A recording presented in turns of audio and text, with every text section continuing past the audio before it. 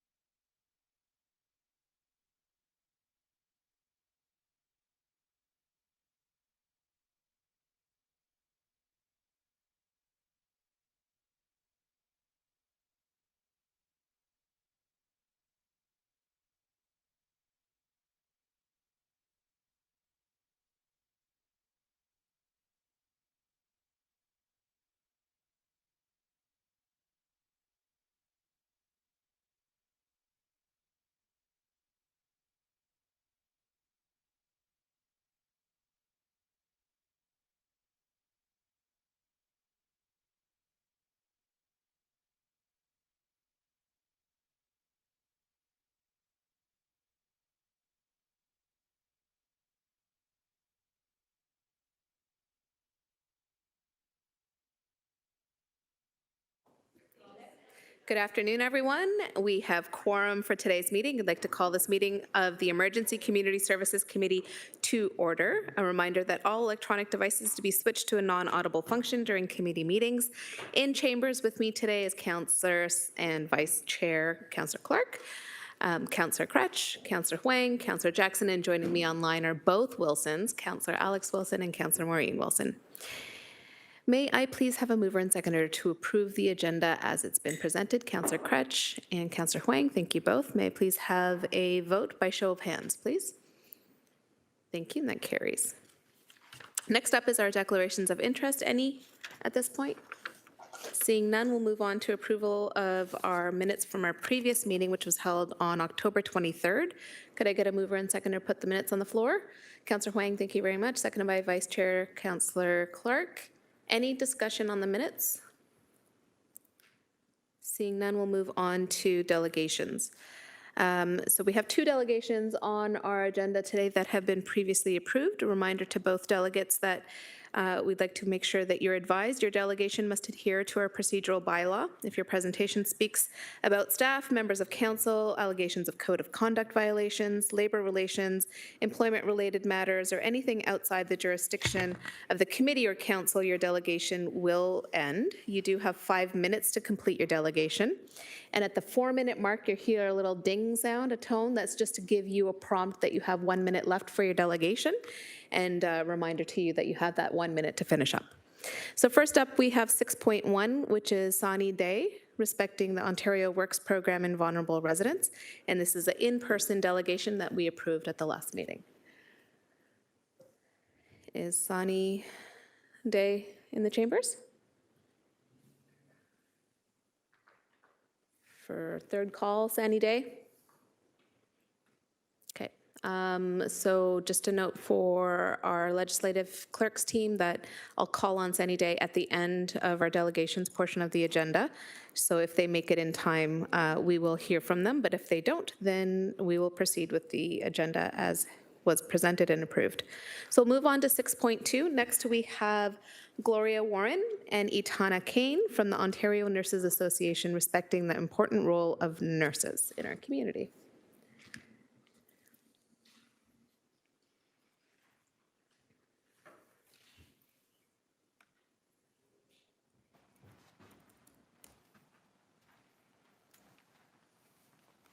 Good afternoon and welcome. Thank you. Good afternoon, everyone. Thank you, committee chair and committee members, for the opportunity to speak to you today. My name is Gloria Warren. I'm a registered nurse, and I'm the coordinator for ONA and Local 50 here in Hamilton. ONA represents 68,000 nurses and allied health professionals and 18,000 nursing students in Ontario. I'm here to speak to you today at a high level about the ONA members employed at the City of Hamilton's Homes for the Aged, Macassa and Wentworth Lodges. But first, I want to speak to you briefly about the challenges we see in long-term care across the province. Long-term care residents have more complex care needs today than in the past. Therefore, the residents rely on their nurses to take care of them so they can live with dignity as they age. In Ontario, the current standards set by the province mean that this is very, very difficult to ensure residents get the quality care they need.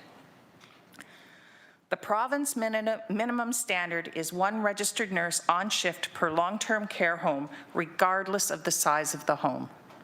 This is unsafe, both for nurses and residents, and it means that it is nearly impossible to meet the needs of residents. When residents do not get the care they need, there are repercussions for our hospitals, communities, and healthcare systems as a whole.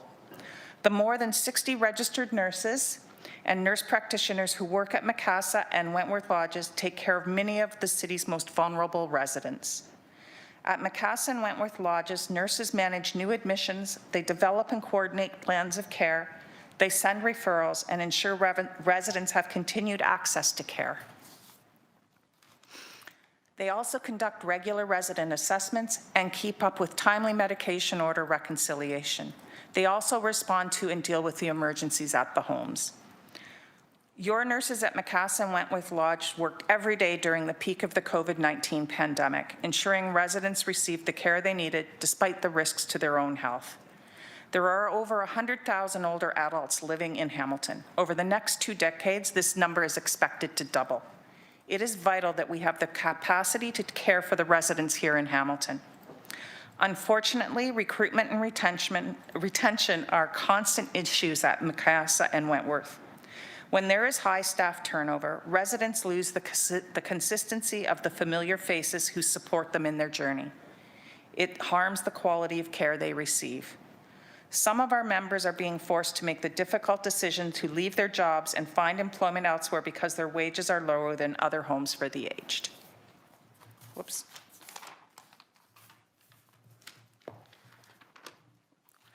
We were told, sorry about that. We were told that in order to speak to you today, we were not allowed to talk about labor relations and what is happening at Macassa and Wentworth. That is a shame. We are prevented from talking to our councillors about how the city treats our nurses you employ. So instead, I'm asking you to read the letter that will be sent to your office about the fact the nurses at Macassa and Wentworth Lodges have been without a collective agreement since March of 2023. And that while 24 other homes for the aged in other cities across the province have reached an agreement that include wage parity, and members at Macassa and Wentworth have long been forgotten. As our city councillors, we are looking to you to ensure the nurses who take care of your residents are treated fairly. Thank you. Thank you for your delegation. Councillor Clark. May I inquire, Chair, how many nurses are at the lodges? About 60. 60 spread evenly between the lodges, Chair? I'd have to get back to you on that. I'm not sure what the ratio is. I look forward to the letter. Thank you. Thank you. Thank you so much. Any further questions? Seeing none, thank you so much for coming this afternoon. Oh, my apologies. Please hold. Councillor Alex Wilson is virtual. I apologize for missing your hand. Councillor has a question for you. Oh, thank you. Thank you for coming today. Just wanted to underscore that I appreciate that you're coming to a table, and yeah, we don't do bargaining, not around the bargaining table, and so there are some pieces there, but just wanted to thank you for coming. Really appreciate that forthcoming letter, and appreciate that you're engaging in some dialogue here. And so I think it's the beginning of a conversation, it sounds like, but just wanted to thank you for bringing these concerns forward. Thank you. Thank you very much for hearing us. Thank you. Okay, so no further speakers on the speakers list, and I will go back to 6.1, Sunny Day. Sunny Day for the second time, second time, and Sunny Day for a third time. Okay, so the delegate's name was called accordingly and is not appearing in chambers to come forward to delegate. So at this point, I need a mover and seconder to receive the delegation we did here. Thank you, Councillor Clark, and seconded by Councillor Alex Wilson. Thank you both. Show of hands is it's a receipt of information, and that carries. Thank you. On to 6. Nope, we're done with 6. On to 7.1, items for information. Our first item is HSC Report 25036. 2025 Youth Strategy Annual Update. And I'd like to call on Director of Children and Community Services, Jessica Chase, to introduce today's speakers. Thank you. Through the chair, good afternoon, everyone. I'm Jessica Chase. I'm the Director of Children's and Community Services, and I'm very pleased to be here today to introduce our presenters to provide an update on our youth strategy. It's an exciting time for us to bring this forward and share many of the accomplishments that have been achieved through this work, as this is actually the midway point for this particular strategy. Before I introduce the presenters today, though, I did just want to take a moment to say a couple of thank yous and acknowledge some folks that are in the room and a number of folks that are doing really tremendous work in this area. So first, I want to say a huge thank you to all of the staff within the team that are advancing the work of the youth strategy across both our community strategies team and our youth team. Many of them are sitting here today behind me in council chambers, and folks are doing work ranging from project managing the strategy to working directly with youth to connect them with the programs and services that they may need, to directly engaging with youth youth out at community and city events, and want to just acknowledge all of the work that they do to advance the goals that have been set out. The other thing that I really want to acknowledge is that we are very fortunate in Hamilton to have over 60 young people across our community that make up our Hamont Youth Steering Committee. Again, some of them are here today in council chambers. Without their voice, this work would not be possible. They're absolutely instrumental in guiding the work that we do, and they're an incredibly committed and dedicated group of young people in our community. And I want to thank them for all of the work they're doing to guide this. I also want to say a big thank you, and I'm not going to list all of the divisions and departments that are involved in this because I will certainly miss some folks, but this is a strategy that does require the commitment right across the corporation, and we work very collaboratively with a number of other divisions that are helping us to move forward with these goals. And I just want to acknowledge that while our team might be leading it and coordinating it, it certainly takes a village to move this work forward.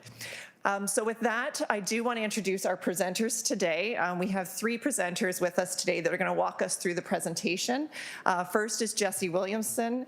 Jesse is the project manager for youth initiatives with the city and has been very involved with this work for some time, and a very passionate advocate for youth. We also have with us Rain Lastuca. Rain is our Hamont Youth of the Year award recipient for this year, as well as a very dedicated member of our Hamont Youth Steering Committee. And lastly, we have with us today Adrian Benedetti. Adrian is one of our youth engagers that works as part of our youth team to be engaging youth across Hamilton on various city programs and events and initiatives. So with that, I will turn it over to Jesse, Rain, and Adrian to walk us through the presentation. Thank you, Jessica. Thank you for that introduction, and good morning, members of council. Thank you for having us today. As Jessica said, my name is Jesse Williamson. I'm the project manager for strategic youth initiatives here at the City of Hamilton, and it is my absolute pleasure to present to you today. We have Adrian and Rain here with me today, and together our hope is to really share with you folks our midterm progress report and how our young people are really guiding and shaping this work every single day. So a little bit of background. In 2022, this council endorsed our first ever youth strategy, and it was created through collaboration with youth, with partners, with folks all across the community, and the purpose was very, very clear. We wanted to understand the priorities to youth and how we're going to connect, consult, and collaborate going forward.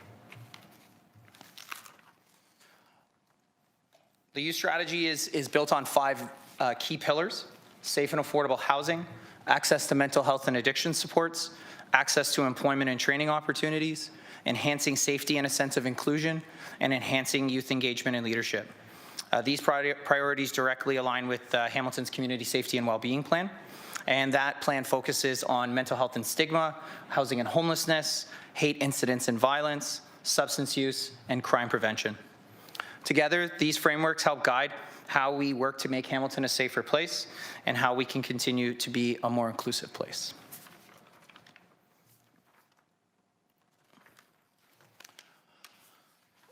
The work of the youth strategy is not done alone. It's done in partnership with partners, with city staff across the corporation. At the city level, implementation involves 13 different city divisions working together through an internal staff steering committee. This ensures youth priorities are embedded across recreation, public health, housing, economic development, transit, and many, many other folks that we work with. It's not siloed in one department. We also work really, really closely with the many, many community partners providing services to youth. The Child and Youth Network brings together over 50 senior leaders to align system-level planning for children, youth, and their families. The Youth Serving Agencies Network is a grassroots table of agencies consisting mostly of frontline staff, supervisors, and managers, and we share resources, enhance training opportunities, and build a network for frontline staff.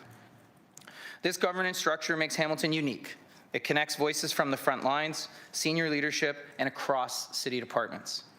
It ensures that youth issues are addressed in a coordinated way and that no single sector is working in isolation. So I'm going to pass it over to Adrian now. Thank you so much, Jesse. My name's Adrian, and I'm one of the youth engagers with the City of Hamilton. So our role is to meet young people where they're at festivals, schools, and community spaces, and connect them with services and opportunities. We also provide peer support to youth in getting connected to those services. As part of our role, we manage the Hammont Youth Instagram account, which now reaches over 5,000 followers, as well as a community newsletter for partners with close to 700 adult allies. But youth engagers are just one part of how Hamilton youth connect to this work. The Hammont Youth Steering Committee has over 60 active members who meet monthly in hybrid format, rotating locations each month. Together, we've supported projects from more than 10 different city divisions this past year, while also leading our own youth-driven initiatives. From August 2024 to September 2025, steering committee members collectively volunteered more than 1,100 hours.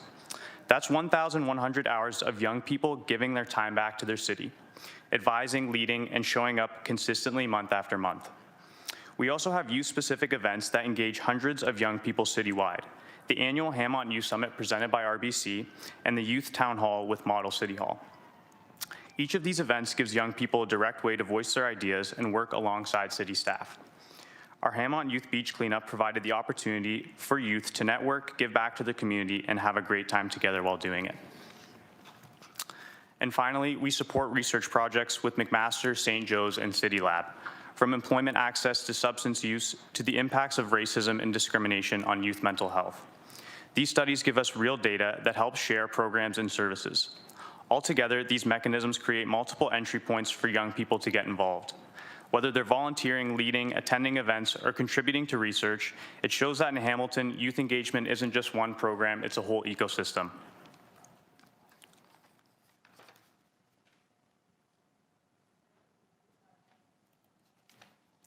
And before I introduce Rain, I'd like to share a little bit about the Hammont Youth of the Year program. Each year, this recognition is presented at the Hammont Youth Summit. It highlights a Hammont Youth Steering Committee member who has gone above and beyond in demonstrating leadership, volunteerism, and commitment to our community. The award is not just about celebrating accomplishments, it's about showing how young people are shaping Hamilton today. This is the second edition of this award, and we are excited to explore expanding this recognition program to feature youth external to Hammont Youth. This year's Hammont Youth of the Year is Rain Lastuca, and they have been a driving force in connecting peers to services, leading projects, and ensuring that youth voices are heard across the city. It is my honor to now invite Rain Lastuca to share their perspective on the impact of the youth voice. Thank you, Adrian. For me, being part of Hammont Youth has been more than just volunteering. It's about having a seat at the table and being able to make a change. Youth often feel overlooked in decisions that directly affect us, but through Hammont Youth, that's changing. We're not only consulted, we're included in part of the process. We sit with city staff, with service members, and even here in council chambers to share our lived experiences and shape solutions. One of the most valuable parts about being in Hammont Youth is the way it connects us. It connects us to each other, giving us an opportunity to meet like-minded individuals and make friends, while also connecting us to service and projects across the city. Through this network, I've learned about new programs and services and have taken advantage of a variety of leadership and training opportunities I never would have known about otherwise. Events like the Hammont Youth Summit presented by RBC and the Youth Town Hall allows us to directly influence policies and programs. For example, when youth gave feedback on expanding the Hammont Youth Summit presented by RBC to include post-secondary students, we were able to see that happen and welcome 60 post-secondary students this year. And with youth-led projects like the beach cleanup, we're able to show that youth want an opportunity to lead change, not just benefit from it. What makes Hammont Youth powerful is that the adults and youth are working together. The adults in the room learn from our experiences as youth, and we as youth learn from the experiences of our adult allies and learn professional skills. By working together, we can decide what issues matter, we set the agenda, and we take action with the support of our adult allies. On behalf of the youth on the Hammont Youth Steering Committee, I want to thank Council for your investment in the program and for listening to our voices. We are just getting started and feel like we're just cracking the surface with everything we can accomplish, but we cannot wait to see the long interim impacts of our work. Wow. Thank you. Thank you, Rain. Over the last year, we've seen major progress across all pillars of the strategy. For mental health and addictions, we partnered with McMaster and the Peter Boris Center for Addictions on substance use survey, and the Hamilton Youth Steering Committee prioritized discussing walk-in mental health services at this year's Hamilton Youth Summit presented by RBC. We're working through the results of those discussions and will share with community as part of our 2025 post-summit report. On housing, we know 1 in every 10 units in Hamilton is now dedicated to youth. We are also preparing for the next point in time count, ensuring young people are engaged and properly represented. For employment and training, our partnership programs launched with Leuna and Turkstra to help young people access programs in the trades, or access jobs in the trades, pardon me. And we're also working with our colleagues at City Lab to study the barriers youth are facing to accessing training and employment. On a safety and inclusion front, $3 million has been invested through the Building Safer Communities grant and has gone to 9 organizations to prevent involvement in guns, gangs, and violence. We've also launched a research on the impacts of racism and discrimination on youth mental health. And finally, on engagement and leadership, the Hamilton Youth Summit has engaged over 700 youth since 2023, and we are preparing to launch a new leadership training program for our Hamilton Youth Steering Committee members. I want to emphasize this again. Hamilton Youth members from August 2024 to September of 2025 volunteered 1,100 hours.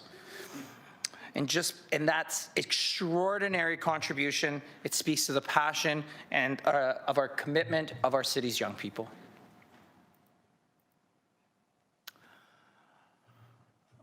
One of the things that you'll hear a lot of the times from our Hamilton Youth team when we're out in the community is that we're not just here to collect voice, but we're here to action it.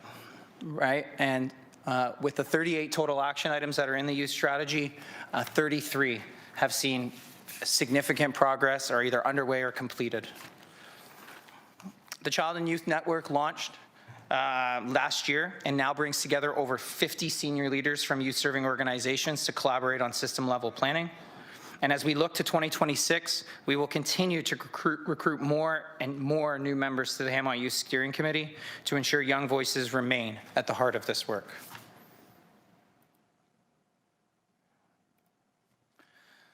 As we look to the future, let's discuss the next steps to continue our impactful journey. We are launching an evaluation framework on November 20th through the Child and Youth Network, and it will be called the Data Dashboard.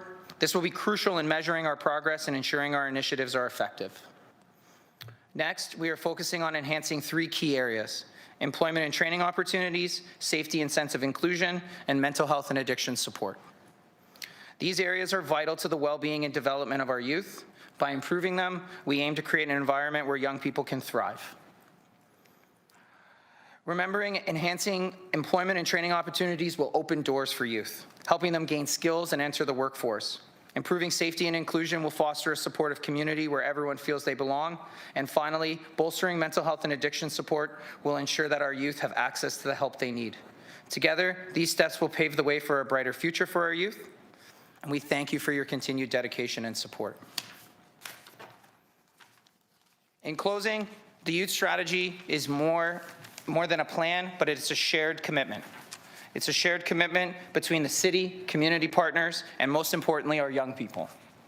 We are proud of the progress to date, but even more proud of the youth leaders who are shaping the direction of this work. Hamilton Youth is not only a leadership body, it is also a connector, linking young people to services, supports, and opportunities across the city. On behalf of myself, Adrian, and Rain, I want to thank Council and the staff that we work with for your continued support and investment in Hamilton's youth.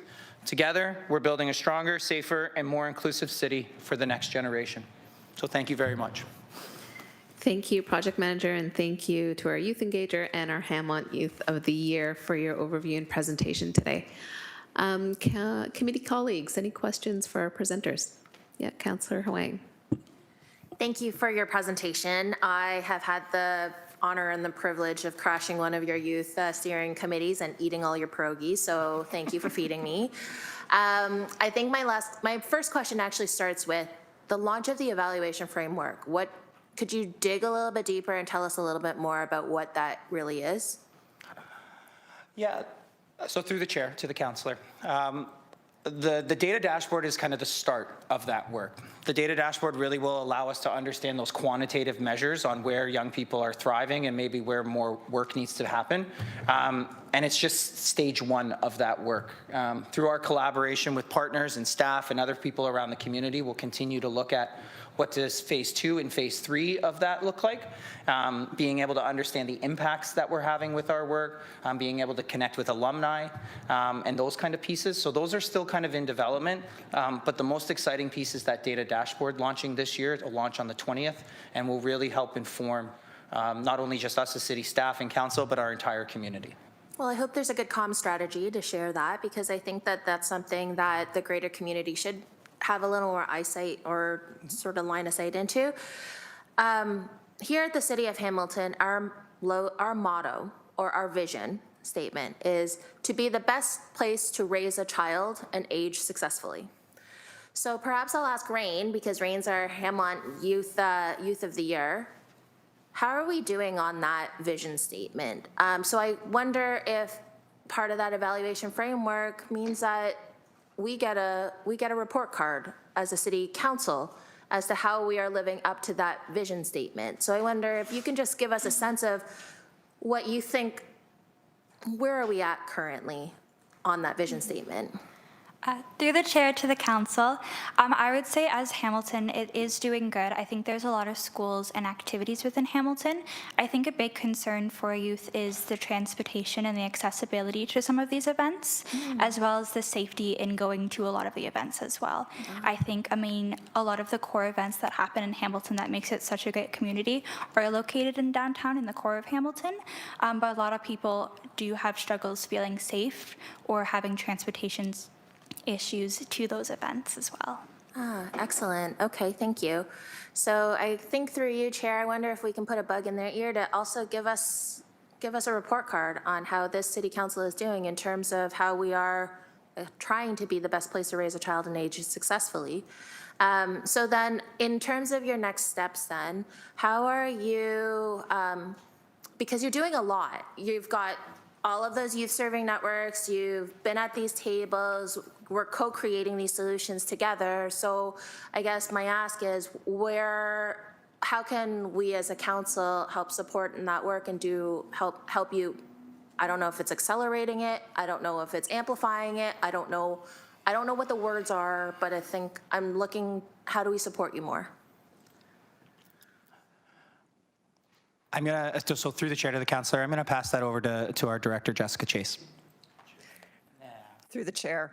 I think by amplifying the work that we're doing, we are very fortunate to have both city staff that are leading this work, that are doing incredible work, but as well to have 60 young people that come out to the Hamont Youth Steering Committee that are guiding this work is incredible. And they themselves are such inspirational leaders, I would say.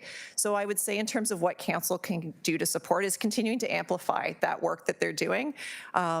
Subscribing to our newsletter, following the Hamont Youth Instagram page, coming out and supporting their events. I think by doing those things, it's helping to, one, let them know that that work is important, letting them know that the city is listening to the voice of youth, because it's so important that we're incorporating their voice into everything that we're doing. And again, just helping to foster their leadership skills that they're already demonstrating in such strong ways. Excellent. Chair, I just wanted to say thank you to our delegates, especially when we have such young people standing in front of us. It's a little bit daunting and a little bit overwhelming sometimes, so I'm very thankful that you've come and done this presentation for us. So thank you very much. Thank you, Councillor Huang. Next up, we have Councillor Clark, then myself. Thank you very much, Chair Nan. First, I want to thank you for all the hard work. The number of hours that the youth have put in is actually staggering. It's a tremendous effort, and it's an effort that we need to continue, and we need to help the youth to the best of our abilities. I do have a question, Chair. It's a item that was in one of the reports on page 8 of 13. It talks about understanding what the challenges youth face in shelters. You know, I've raised concerns about shelter. And it says that staff have identified human trafficking, drug use, theft, and gang affiliations. And then it says, though there have been citywide studies relating to challenges in shelters, there is none specific to the experience of youth. Due to confidentiality and risk of harm, staff may need to consider data collection through frontline staff members and not youth themselves. So can someone help me understand the intent of that statement?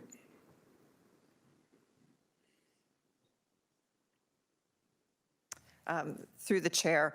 So the intent, I think, with that statement is to recognize that because of some of the confidentiality issues when it comes to understanding some of the barriers that youth may face, we, wherever possible, do want to connect directly with youth, but we also recognize that we need to be respectful of the confidentiality piece and their comfort level with sharing that. So sometimes we may get that information through the staff that are working with them as opposed to directly from youth themselves.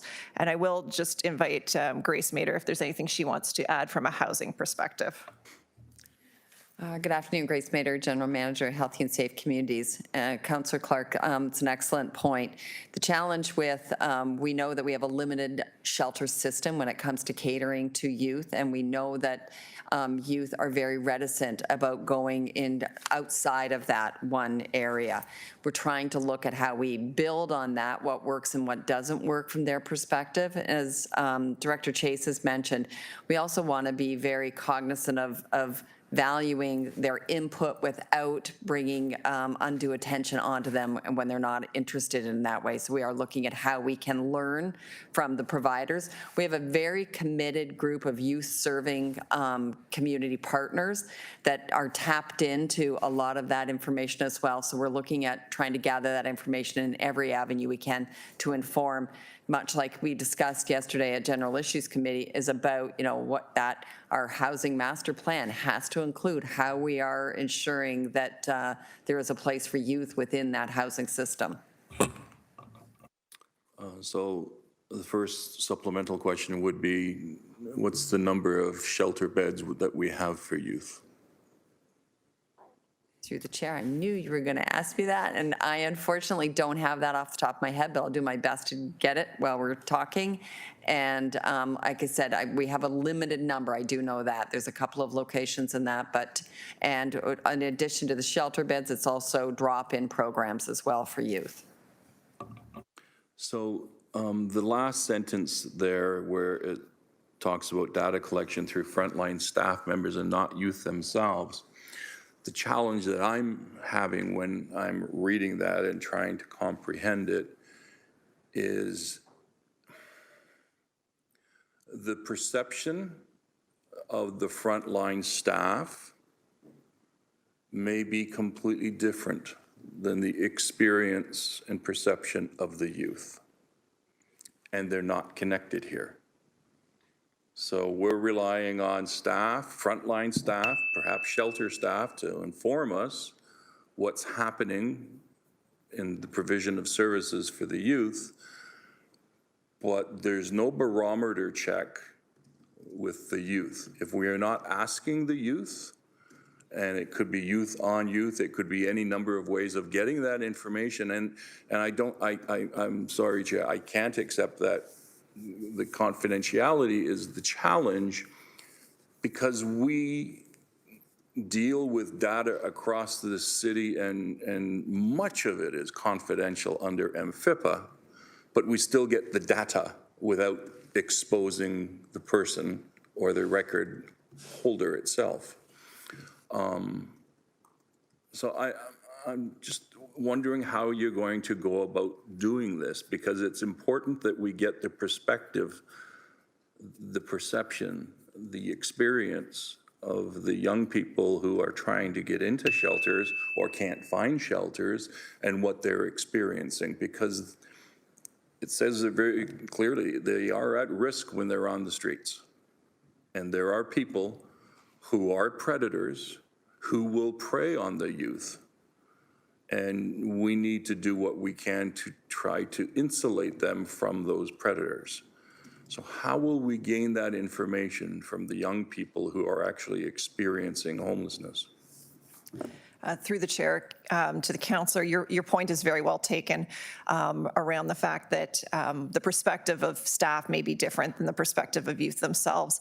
I would say that we do always strive to get the perspective of youth directly, and we will continue to work closely with our colleagues in housing services, with our youth engagers who are doing that peer-to-peer support, and through our experience annex where we have a youth navigator that works directly with youth.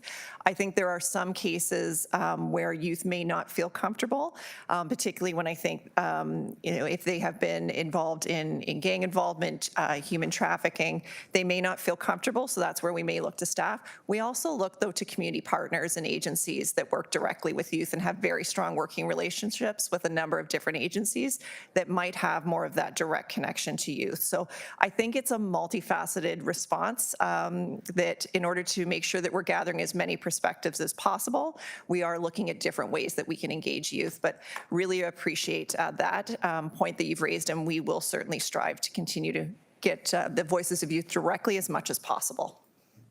Yeah, I appreciate that, and I look forward to the next report back on it. It's something that you really need to tackle, and you don't have to walk through the front door wearing a police badge to talk to a young person. You can do it discreetly so that you're not risking any exposure for them with any of the elements that they have faced on the street. But without that direct interaction, we really will not know what's happening on the streets. We will only know what shelter workers are telling us, what frontline staff are telling us. And quite candidly, I've heard from them for a while, and the shelter staff, everything's great. We're doing a great job. But then when we talk to people, not so much sometimes. So we need that information. Thank you. Thank you, Councillor Clark. If you could hold the chair, response to that, and then over to Councillor Clark. Through the chair to the councillor, just to confirm that we have 21 youth shelter beds that are operated at Notre Dame House. Just a quick follow-up. Do we have an idea how many youth are on the streets? I don't have that, but I will absolutely, through the chair, I will absolutely follow up and share that with council. I'd like to understand the correlation, and if there's a demand, then we need to address it. Sorry. Thank you, Councillor Clark. No, and the point in time count, which we discussed yesterday at General Issues Committee meeting, might have some data there as well. I'm hearing loud and clear from General Manager Mader that there's some follow-up information that's to come to committee and or council. Thank you for those questions. And through you, if I could, Vice Chair, first of all, thank you. Thank you so much for coming, presenting, for your leadership, for your participation, for your engagement. 1,100 volunteer hours for young people in a time when volunteerism is at an all-time low is worth celebrating. The fact that you've got 60 people showing up consistently, you said on a monthly basis for the steering committee meetings, is a pretty substantial group of people to stay engaged in any kind of municipally led initiative, let alone one that's for youth. I did have a few questions, if it's in the report, I apologize. But if you could just shine a little light on what the partnership looks like between the work that Hammond Youth is doing and our educational institutions across the city. Go ahead. Yeah, through the chair, thank you for the question. So, quick on the young people coming out to the steering committee. We have a very simple philosophy. Young people sign up to be a part of the committee, and they drive how much they're involved. So that means we have young people like Rain, who it doesn't matter what we say we're doing, Rain is usually coming, right? And then we'll have young people who they maybe have a job, or they're in post-secondary, or they have a really heavy course load, and we'll see them for a good consistent time for 6 months, and then maybe we won't see them again for another couple of months. But we use strategies like Microsoft Forms and online tools so that if they can't come to a meeting, they can still participate, and they can still have their voices heard and can still be driving the process. So I just wanted to make sure I clarified that for you. The partnerships with the educational institutions, it's definitely growing, and I would just define it as thriving. Through several of those committees that we mentioned, school board representation is on them. Post-secondary institution representation is on there. We've had several, our youth summit is hosted at McMaster, and it invites 10 students from every one of the public and Catholic high schools. And so having that partnership with those folks and having it as a school trip where the young people actually are coming with their teacher and they're there for the day and they're engaged. And if you haven't been to the Youth Summit, come next year, you'll have a blast. But it really, really allows for us to be working effectively and not bombarding the school boards as well, right? I think we can all appreciate that our school board partners are doing a lot of great work and have a lot of requests to them as well. And so we want to be efficient and effective. Where we're at right now, it's working, but I think you'll learn from our work, we're always looking to get better. We take that very much so, a continuous improvement approach, and I think big, start small, but most of all start. Thank you. Councillor? And I would agree, Vice Chair, the Youth Summit was a blast. There was over 300. I'm not going to take any more information from your upcoming report on your post-summit report coming back, but over 300 young people. McMaster felt alive. That room was wonderful to experience as a guest speaker and bringing greetings on behalf of council.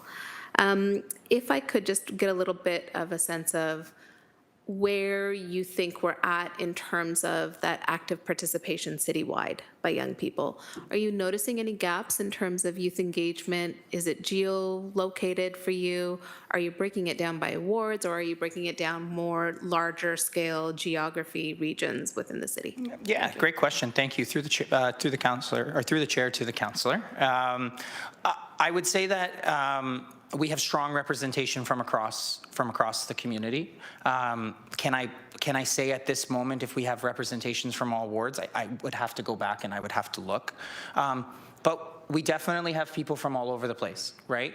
Rains from Bimbrook, right? We have folks from the mountain, from below the city, from Ancaster, from all over the place, and a wide ranges of ages and lived experiences. We're really excited that we're having a partnership with our Indigenous Relations team to make sure that we have young people from the Indigenous community involved. We're doing a lot of great work with partners who are engaging with our BIPOC communities. I'm proud to be a sitting member on the Queer and Trans Youth Collaborative, which is where young people, or youth serving agencies supporting young people from our 2S LGBTQIA+ communities are collaborating. We're proud that our committee looks like Hamilton, and it represents all of Hamilton, and is making sure that folks' voices from across the city are heard. Thank Councillor? you. Yep, and through you, Chair, any thoughts, and I know that this is part of the iterative work that you all are doing with your active participation and being at the table, looking at not just the 38 actions, but thinking through what else needs to come forward. Can you give me a sense, and this one's to the youth who were part of the presentation, if we were to optimize, if we were to look to optimize the reach and participation of young people in neighborhoods that general civic engagement is low, what are some of your thoughts around how we optimize that for young people specifically? Yeah, sure, I can comment on that through the chair to the councillor. I think sometimes, as we know, youth can be a little elusive in getting them out to events. So I think kind of getting that youth feedback from things like the steering committee and getting their ideas on what they would like to see in their neighborhoods, because I mean, it's all well and good for city staff to plan these events, but sometimes they're not fully tapped into what youth may want to do. Mm-hmm. So I think it's really important that we use these channels like the Youth Steering Committee to find out what we want to do. I mean, I was at Open Streets and I found that was amazing. I thought that the youth engagement there was really high. So events like that where it's kind of casual, you can kind of drop in, drop out, and there's all different types of booths. I think that's great. Super Crawl too is amazing. Art Crawl, things like that have been great for youth engagement. But yeah, I would say just the biggest point is to really get feedback from youth. Great. Just just wanted to add, through the chair to the council, that also having just booths at different community events through the different wards, sometimes youth might not want to directly participate, but just being able to go to a booth, share their experiences, or even on social media, having surveys online, as Adrian's was saying, drop-in programs. I think sometimes if you have very structured, you have to be there at this set time, you have to be there the entire time, that can prove a little difficult for youth. But having the drop-in programs as well as different community events, like the Hamlet Youth ones, but just having community booths and those events, and even having business cards or some place that youth can reach out to. Thank you so much for those responses. And through you, Councillor? Chair, oh, my apologies. Go ahead, Jesse. Yeah, through the councillor, or through the chair to the councillor. I think one of the pieces that you'll hear me kind of talking about across the community is that we've taken away the guesswork. We don't have to guess anymore, right? And so if you want to understand what our young people are looking for, we have our young people to be able to go and directly and have a conversation with them. And to your point on engaging with communities maybe that are not as engaged, right? From our experiences, folks from those communities make the best engagement people, right? Like, so the youth engagers are in valuable positions here at the City of Hamilton, right? Like, I wish we had 30 of them, right? Because the ability for them to go in peer-to-peer, build that trusting relationship, know people from the community. The Neighborhood Action Strategy taught us about how resident-led community development, really what it can do. And really what we've done here is we've replicated that with our young people. Our young people are involved in every step of the process. They inform things. The joke that I say to them is that they keep me making young and trendy and not making mistakes as the old guy. And so it's a really, really great process because we don't have to guess anymore, right? Thank you. Thank you. And last question through you, Chair. In the work around the 3 areas of emphasis going forward, one of them being around, sorry, my apologies, I have to just scroll back, safety and sense of inclusion. And when I looked at the chart of materials there, a lot of work being done around not just supporting equity, diversity, and inclusion, but really from what young people are experiencing as racialized young people, as Indigenous young people, as newcomers, as LGBT Two-Spirit folk. With the rise in hate-based incidences and hate crimes in our community, the increased level being a staggering amount over the last year and year upon year, in recognizing that part of the work is making sure that young people from those communities that are targeted with hate have a deep sense of belonging and agency in their own community and city. The other aspect of it is the prevention work. And the prevention work from my lens is rooted in quelling the rise of white nationalism, white supremacy, and other extremist violent organizing that is alive and well in our community. And targeted towards young people specifically. Mm-hmm. And so when we connect the dots between the work that you're doing and this area of emphasis, I'm curious around what kind of resourcing and support is there currently to address this issue in terms of that targeting of young people's participation in extremist organizing in the City of Hamilton? Yeah, through the chair to the councillor. A lot of the work that we're doing is in collaboration with the Community Safety and Wellbeing Plan on that front, and really almost being like the youth stem of that. So I think I'm going to pass that one over to Director Chase to speak on. Director Chase, please. Through the chair. Just to add, I agree with Jesse. I think a lot of this really aligns with the work that we're doing around community safety and well-being. These plans aren't in isolation, and it's actually within the same team within our division that has responsibility for both of these plans, and that's quite intentional so that we can make sure that there is a strong connection.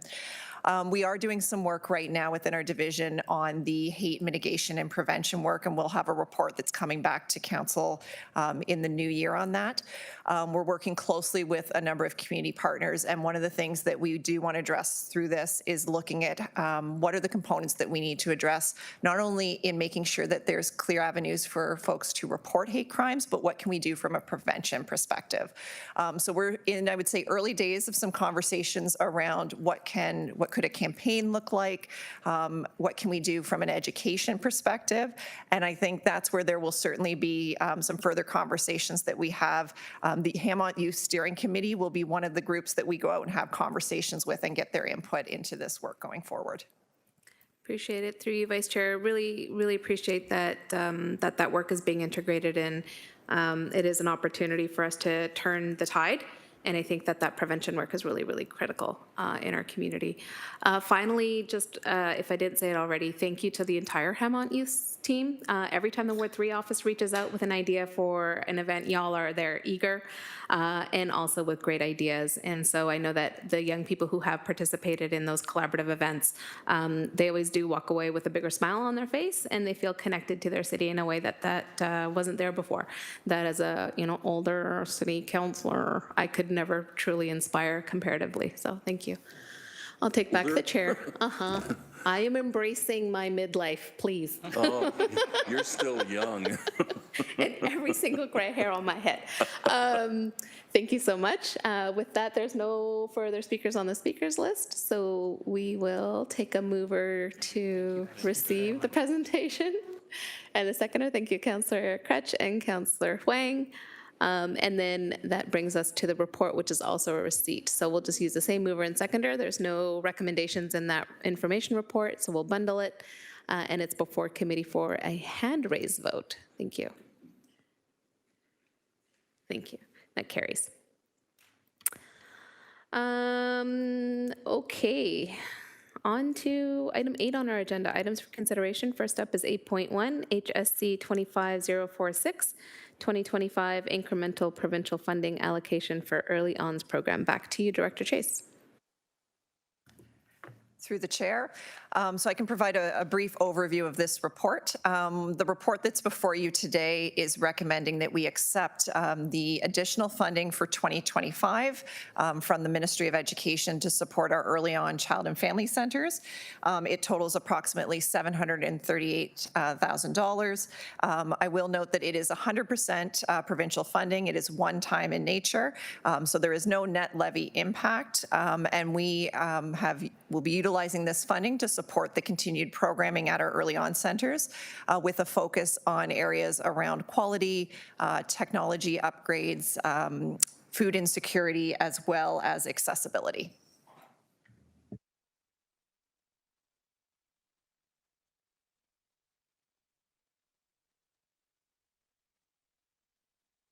Mover and seconder, and then we'll open it up for questions. Councillor Clark, seconded by Councillor Huang. And first up on the speakers list is Councillor Huang. Thank you.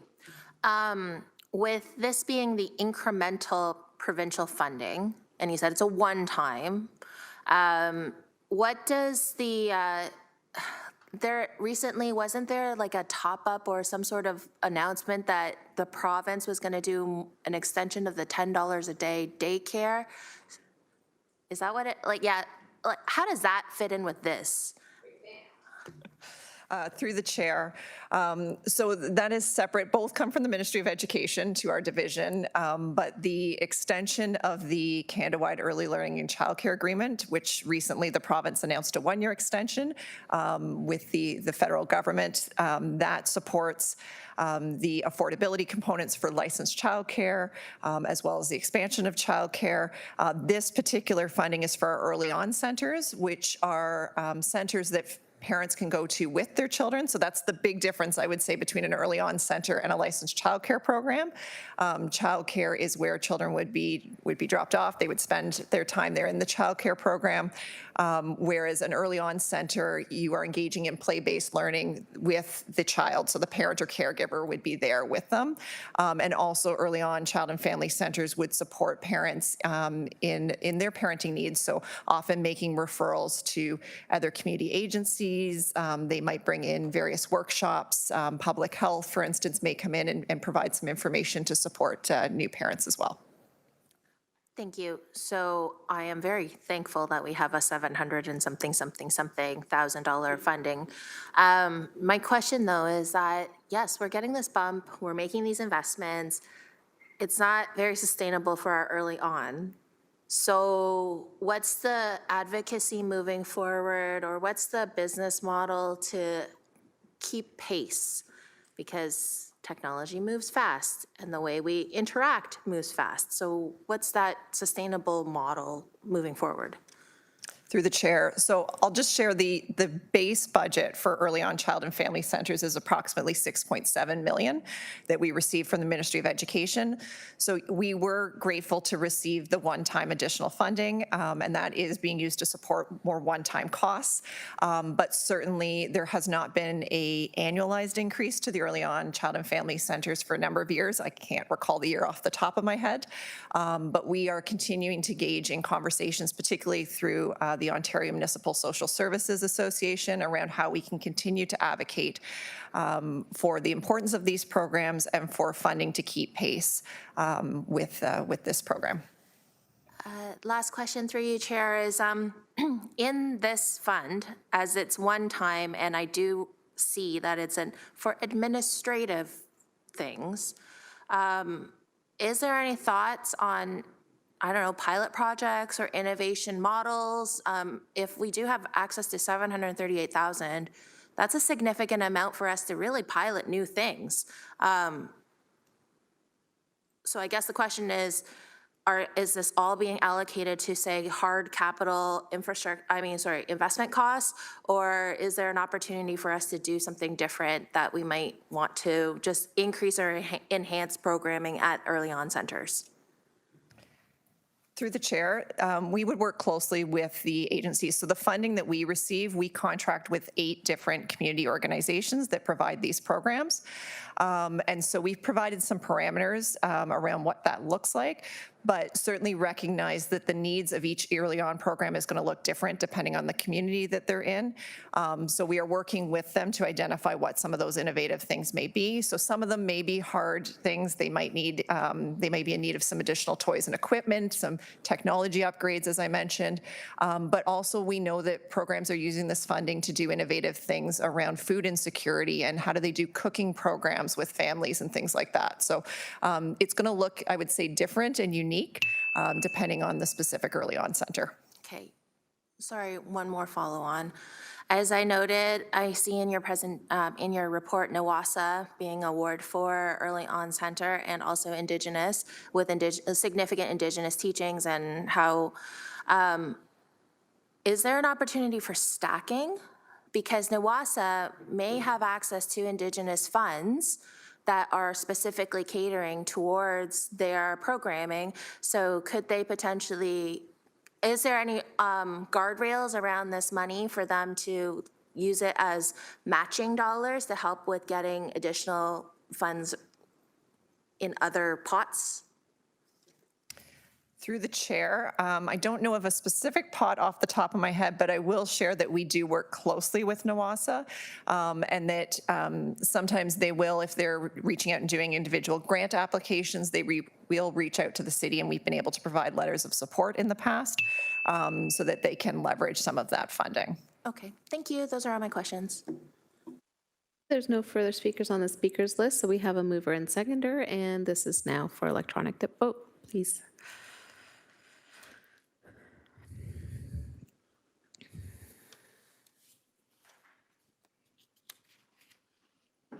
And that carries, thank you. And over to 8.2, which is amendments to our OBL list. Items requiring a new date include the Greater Hamilton Food Share Update. Original due date was November this year, and it is being proposed to move to January of next year. Can I get a mover and seconder to put the amendments on the floor? Thank you, Councillor Alex Wilson, seconded by Councillor Huang. Councillor Alex Wilson, are you seeking to speak on this or just to move? Just to move, thank you. Any discussion? Seeing none, that is also an electronic vote.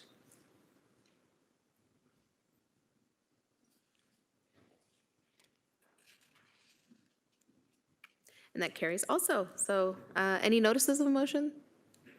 Seeing none, and seeing that there's no other business for this committee, it is officially adjourned at 2:28. Thank you, everyone, for all your preparation for today's meeting. Really appreciate it. Really appreciate the support today, too. Thank you.